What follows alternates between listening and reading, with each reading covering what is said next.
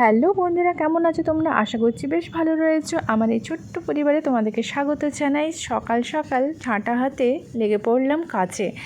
হ্যাঁ, এই চিত্রটা প্রত্যেকটা বাড়িরই চিত্র, সে গ্রামেই বলো আর শহরেই বলো, প্রত্যেকটা মেয়ের কিন্তু সকালবেলায় এই চিত্রটাই দেখা যায়, ঝাঁটা হাতে নিয়ে। আর সকালবেলায় এই সব কাজ সেরে নিলে না বেশ অনেকটা রিলিফ হয়, কারণ যত বেলা বাড়ে তত একটার পর একটা কাজ বেড়েই যায়। আর এই কাজটা যদি করা হয়ে যায় তাহলে একটা পার্ট চুকিয়ে দেওয়া হলো, আর তারপরে তো হাত মুখ ধোবে, অনেক কিছু এই জল ঘাটাঘাটি হবে, তাতে প্যাচ প্যাচ হয়ে যায়, তখন আর ঝাঁটাটা ঠিকমতো হয় না। শুকনো জায়গায় ঝাঁটাটা বেশ সুন্দরভাবে ঝাঁটা দেওয়া যায়।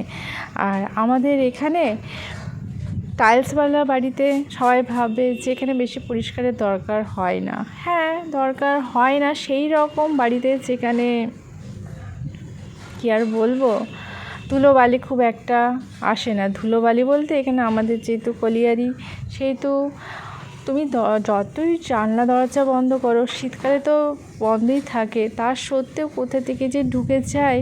তুমি যখনই করবে, সকাল বলো তার কিছুক্ষণ পরেও বলো, মানে সেই একই কালো বেরোবে। সেই জন্য মানে ঝাঁটটা ভালো করেই দিতে হয়। আর এই অবস্থায় যদি তুমি ভেজা পায়ে এই পরিষ্কার করে নিয়ে পরেও যখন ভেজা পায়ে তুমি ঢুকবে, তখন দেখবে সেটা প্যাচ প্যাচ কেমন একটা কালো কালো দাগ বসে যায়। আর এই যে দেখো, এই কালোটা প্রত্যেকটা সময়ে যখনই তুমি ছাটাবে এইটা বেরোবেই। এটা হচ্ছে কালি যন্ত্রণা আমাদের এখানে, এটা একটা অভিশাপ। শহরে আমাদের যেমন সুবিধা আছে, সেই রকম এই রকম অসুবিধাও রয়েছে। খালি পায়ে তো হাঁটাই চাই না, চটি পরেই থাকি। শীত গ্রীষ্ম বর্ষা সব সময় চটি আমাদের একমাত্র ভরসা। এরকমভাবে যদি সবার মনকেও পরিষ্কার করা যেত ছাটার মতো করে, বেশ ভালো হতো। কিন্তু দেখবে কিছু কিছু জায়গায় শত পরিষ্কার করার পরেও নোংরা সে থাকবেই। যেমন আমাদের এখানে এত পরিষ্কার করার পরেও কিন্তু তোমাকে চটি পরতে হবে, নাহলে কালি লেগে যাবে। একটা আলাদা একটা পন্থা অবলম্বন করতে হয়েছে। সেই রকমই যখন এত মানুষের মনেও যখন তুমি পরিষ্কার করেও যখন কোনো লাভ হবে না, সেই সময় আলাদা পন্থা তাদের কাছ থেকে দূরে থাকাটাই শ্রেয় মনে হয়, তাই না বলো? কাজ চুকিয়ে দিয়ে এখন আমি যাব জল নিয়ে আসতে। জলটা হচ্ছে নিত্য নৈমিত্তিক খাবার, জলটা আলাদাই আমরা নিয়ে আসি।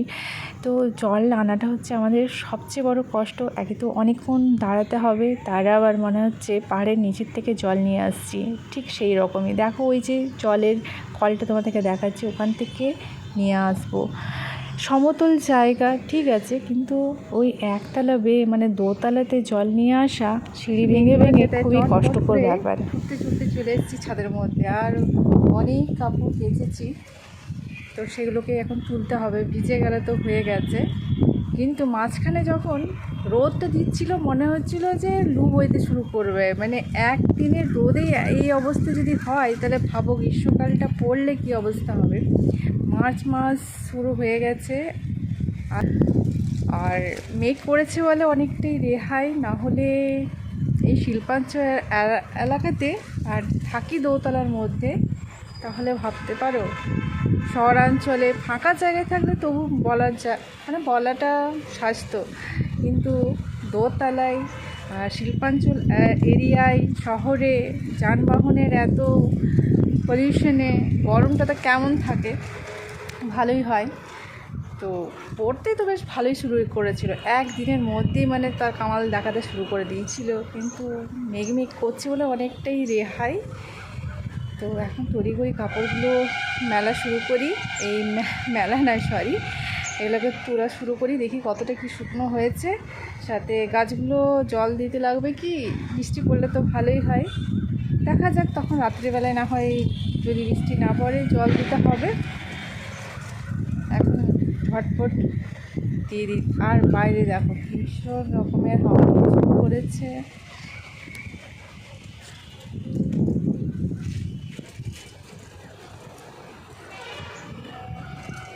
দিন হলো তোমাদের দাদাভাই বাড়িতে নেই, কয়টা দিন বলতে 9-10 দিন মতো হয়ে গেল। সে আর নেই, মানে এখানে নেই। আমিও এখানে রয়েছি একা। একা বলতে এমন নতুন জায়গায়, মানে আমরা ট্রান্সফার হয়ে এখানে এসেছি, প্রথমে অন্য জায়গায় ছিলাম, আর এখানে প্রত্যেকটা মানে সমস্ত কিছুই নতুন। মানুষের কাছে এখনও সেরকম পরিচিত হয়নি আমার অন্তত, বাকি তোমাদের দাদাভাইয়ের হয়ে গেছে। আর আত্মীয় স্বজন কেউ কাছে পিঠে নেই, সবাই বাইরে বাইরে থাকে। তারাও আমার কাছে আসতে পারবে না, আমিও তাদের কাছে যেতে পারবো না। 1-2 দিন মানা যায়, কিন্তু ওই 9-10 দিন মানে একে অপরকে ছেড়ে থাকা, বাড়িতে থাকা একটা আলাদা ব্যাপার, কিন্তু একা থাকা সমস্তটাই নিজেকে সামলাতে হচ্ছে। আর উপরন্তু শরীর অসুস্থর সময় সেই সময়েই তখন নিজেকে খুবই একা মনে হয়, আর খুবই কাছের মানুষের প্রয়োজন হয়। যেমন আমরা যখন অসুস্থ হই তখন আমরা মা করে ডাকি। আর এখন যেহেতু বিয়ে হয়েছে, তো এখন কাছের মানুষ বলতে তোমাদের দাদাভাই। তা সত্ত্বেও মায়ের জায়গা কেউ পূরণ করতে পারে না, আর পারবেও না। তো একটা দরকার লাগে, তো এই কঠিন পরিস্থিতির মধ্যে দিয়ে বোঝা যায়। তো এই রকমই প্রতিটা মানুষেরই একা থাকা একবার রিয়েলাইজ করা দরকার। কারণ এই ব্যস্ততার যুগে মোবাইল সমস্ত কিছুই রয়েছে, কাছের মানুষের তার প্রয়োজন মনে হয় না। যখন সমস্ত কিছু দূরে থাকবে আর অসুস্থ যখন থাকবে, তখন তো আর মোবাইল দেখতেও ইচ্ছে করবে না, আর বাইরে যেতেও ইচ্ছে করবে না। তখন তো কাছের মানুষের খুবই দরকার হয়। আর এই পরিস্থিতিতে সত্যিকারেরই খুবই মানে তোমাদের দাদাভাইকে মিস করছি। আর সেও কিন্তু আসতে পারবে না, এমন একটা সিচুয়েশন হয়ে গেছে, হঠাৎ করেই মানে ডিসিশন নিতে হয়েছে। আর এই রকম অবস্থায় এখন শরীর খুবই খারাপ, তার আবার এই যে একা রয়েছি, ফোনও দেখতে ইচ্ছে করছে না, টিভিও দেখতে ইচ্ছে করছে না, মানে কেমন করে যে দিনটা কাটাচ্ছি। সত্যিকারের কাছে থাকলে তখন খুব একটা কিছু মনে হয় না, কিন্তু যখন দূরে চলে যায়, মানে দূরে বলতে অনেকটা দিন, তখনই মানে কাছের মানুষের সত্যিকারেরই ফিলটা বোঝা যায়।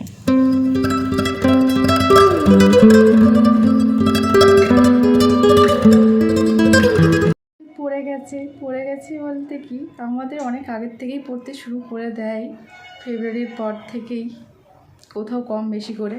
তো এখন তো জোর কদমেই শুরু হয়ে গেছে। ফ্যান তো না চালিয়ে তো রেহাই নেই, ফ্যান তো ফুল স্পিডে চলবে। তার কারণে তার ব্যবস্থা নিচ্ছি। কি ব্যবস্থা নিচ্ছি দেখো তুমি, কারণ এইটা না হলে ফ্যানটা সুন্দরভাবে চলে, কিন্তু একটা ডিস্টারবেন্স হয়। তো এই ডিস্টার্বটাকে আমি চিরতরে ঠিক করছি, চালাচ্ছি। তো এতদিন তো ফ্যান চালাবার দরকার হয়নি, এতদিন পরে দরকার হয়েছে, আস্তে আস্তে গরম পড়তে শুরু করে দিয়েছে। আর এই যে ক্যালেন্ডারটা ছিল, ক্যালেন্ডারটা একেবারে রাউন্ড করে ঘুরতে শুরু করে দিয়েছে।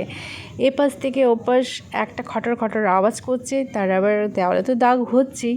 আর যেহেতু রেন্টের বাড়িতে থাকি বাবা, লোকের বাড়ি নোংরা করে বা দাগ কেটে এটা তো শোভনীয় নয়। আমাদের বাড়িও হলেও আমরা এরকমটা করতাম না, তার জন্যে ব্যবস্থাটা নিতে বাধ্য হলাম। কারণ ফ্যান চালালেই এটা আওয়াজ করছে, কত আর খুলে রাখবো, বাকি জিনিসগুলো অগোছালো হয়ে যাচ্ছে। তার কারণে ভাবলাম যে চলো ভাই, এটাকে একেবারে হামেশার জন্য এটা টেনশন বা এই ইরিটেট ব্যাপারটাকে খতম করে দিই, এখানেই শেষ করে দিই। তো এখন আমি ওই সেলো টেপ বের করে সেটাকে আবার চিটোচ্ছি।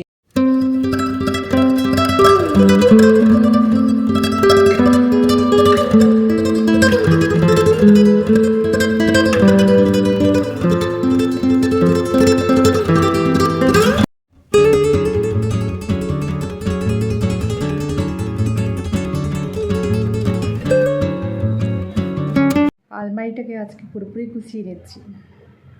আর আলমারি সবসময় খারাপ হতেই থাকে, এই গুছালাম, কিছুদিন পরে আবার সেটা খারাপ হবেই, কারণ এইখানে যাচ্ছি ওখানে যাচ্ছি, এই জিনিসটা এক কাছে তো সব থাকে না। আর যেহেতু রেন্টের বাড়িতে থাকি, সেহেতু বড় আমাদের আলমারি নেই, সব একটা ছোট আলমারি,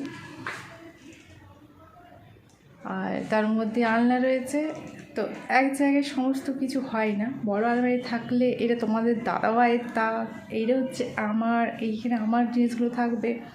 এটা হতো। কিন্তু যেহেতু ছোটো সেহেতু ওরও ঢুকে আমারও ঢুকে, দুটো মিলেমিশে একাকার হয়ে যায়, ওই গুজাগুজি ঠুসাঠুসি করে আলমারিটা ভর্তি হয়ে থাকে। আর হয়েছেটা কি, সেটা তো একটা কারণ, এই সব বের করতে গিয়ে বারবার তছনছ হয়ে যায়। তো সময় সুযোগ, এখন তো আমি একা রয়েছি, তার জন্য এখন একটা সুযোগ, তার আবার আমার একটা সুতো পাচ্ছি না। তো সবাই বলে আলমারিতে কেন, কারণ যখন হটকারিটার মধ্যে যাওয়া হয় তখন কোথায় রাখি সেটা মনে করতে পারা যায় না। মনে হয় এখানে রেখেছিলাম, ওখানে রেখেছিলাম, এই সব মনে করতে করতেই পুরোটা আমি এখন সেটাকে বের করেছি, কিন্তু এখানেও পাওয়া গেল না, আরও দেখতে হবে কোথায় রয়েছে। আমার ছেলের ঘরটাতে উপরে সেখানেও নেই, সেখানেও খুঁজেছি, এরপর এখানেও মোটামুটি খোঁজা হয়েছে, কোথায় যে গেছে। আর এরপর এই রকম সেম কালারের হচ্ছে আমার সুতোটা, তারপর ওই কালারের এই সুতো হলে ভালো হয়, অন্য কালার হলে একদম বিশ্রী লাগবে কালার, এই কালারটার উপরে অন্য কালার দিলে বেশ মানে একটা বাজে দেখাবে, সেম কালারই দিতে হবে। তো এখন দেখা যাক, পাওয়া তো গেল না, গোছা হয়ে গেল। সুতো খোঁজার চক্করে আমার গোছাগুছিটা বেশ কমপ্লিট হয়ে গেল, আর দেখতেও বেশ ভালো লাগছে। কিন্তু এই গোছানোটা কতদিন ঠিক থাকে সেটা বলা যাচ্ছে না, কারণ তোমাদের দাদাভাই আসবে, সে এইটা বার করবে ওইটা বার করবে, অগোছালো হয়ে যাবে। সে কি, আমিও যখন বার করব এইটা খুঁজে পাবো না ওটা খুঁজে পাবো না, তখন অগোছালো আবার হয়ে যাবে। তাই গোছাগুছির কাজ চলতেই থাকবে, পরিষ্কার থাকবে। আর অগোছালো যদি থাকে তাহলে ঠিক মানায় না, কোনোটাই মানায় না। পরিষ্কার যদি না করি সেটাও ভালো লাগে না, আর যদি গোছানো না থাকে সেটাও মানায় না। তাই সব কিছু টিপটাপ পরিপাটি করে থাকলে, এটা তো গৃহিণীদের হচ্ছে নিপুণা, এটা এই জন্যই। কিন্তু এই জিনিসটা কেউ দেখতে পারে না যে এইগুলো একটা কাজ, এটাও একটা আর্ট, এগুলো কিন্তু কারোর চোখে পড়ে না। তো যাই হোক, আমার চোখে এখন পড়েছে এই যে অনেক খড়কুটো এসে আমার দরজার সামনে টোকা দিচ্ছে। তো সেগুলোকে এখন আমি পরিষ্কার করব, কারণ বারবার সেগুলো আমার ঘরের ভিতরে ঢুকে যাচ্ছে। আর এই জিনিসগুলোকে আমি কেন এন্ট্রি দেবো আমার বাড়িতে? এই বছরটা প্রচুর ঝড় হচ্ছে, আর ঝড়ে সমস্ত পাতা উড়ে এসে বাড়ির ভিতরে ঢুকছে। ঝাঁটা দিচ্ছি, আবার যেই সেই। আর উপরন্ত আমাদের এক্সট্রা হচ্ছে কালি, সেটা তো আমাদের পাওনা, উপরই পাওনা। তো এগুলোকে কি করব, তাই না ঝাঁটালে না এগুলো আবার বাড়ির ভিতরে ঢুকে যাচ্ছে, আবার নোংরা হয়ে যাচ্ছে। তো এটাকে ভাবছি পুরোবার ব্যবস্থা করছি, যদি হয় তো ভালো হয়। বিকেল গড়িয়ে এখন রাত্রি এসে নেমেছে, আর আমার এখন খাবার রেডি। এটা সত্যি সুস্থ স্বাভাবিক মানুষ খুব কম খায়, এটা প্রচুর গরমে যখন মানুষ হাঁসফাঁস করে তখন এই খাবারগুলো জুটে, কিন্তু আমার শরীরটা বলছি না ভালো নেই, আর ভালো থাকার জন্য আমি কাজ করেই যাচ্ছি। আর এই যে এখন আমার খাবার, সুন্দর সুন্দর খাবার, ঈশ্বর প্রদত্ত যে কোনো খাবারই এটা সুন্দর আর আমাদের স্বাস্থ্যের পক্ষে ভালো, কারণ এগুলো তো আমাদেরকে বাঁচিয়ে রাখছে, ভালো রাখছে, কারণ তার জন্য তো ঈশ্বরকে ধন্যবাদ দিতেই হবে। যেমনই খাবার হোক, মাছ মাংস বা এলাহি কিছু খাবার হলেই যে সেগুলোই ভালো আর এইগুলো ভালো নয় তা কিন্তু নয়, এগুলোর জন্য ঈশ্বরকে ধন্যবাদ দিতে হবে, কারণ আমার শরীরটা অসুস্থর সময় এই খাবারগুলোই আমাকে সুস্থতা দেবে। তো চলো, এই যে পেঁয়াজ কুচি করেছি, লঙ্কা কুচি করেছি, আর টমেটো কুচি করে একটু মুখের টেস্ট স্বাদ আনার জন্য করেছি, আর নিমের তিতা করেছি। এই দিয়েই আজকে আমার ডিনারটা আমি সারবো। সবশেষে আমি একটা কথাই বলবো, একা থাকা ভালো, কিন্তু সবার সাথে থেকে যে আনন্দ, আর জীবনটা আর কত দিন, তাই হেসে খেলে সারা জীবনটা সবার সাথে কাটিয়ে দিলে বেশ ভালোই হয়, সুন্দর, আরও সুন্দর হয়ে উঠবে।